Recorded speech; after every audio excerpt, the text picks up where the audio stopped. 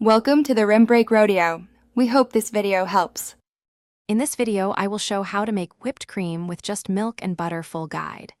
Begin by chilling your bowl, whisk, and ingredients until cold. Measure 2 parts milk to 1 part melted butter for a stable emulsion.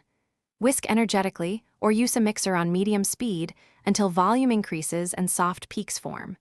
Taste and adjust sweetness or vanilla and serve immediately. In this video, I will show how to make whipped cream with just milk and butter full guide. Start by using full fat milk for richness and unsalted butter for control of salt. Gently melt butter and let it cool so it doesn't warm the milk. Cold equipment helps trap air, so pop your bowl and whisk in the fridge while you prep. Having everything ready speeds the whipping process and improves texture.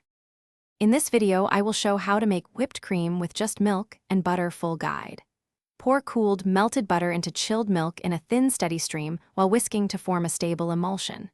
Use a hand mixer or vigorous whisking and be patient, as reaching soft peaks can take several minutes.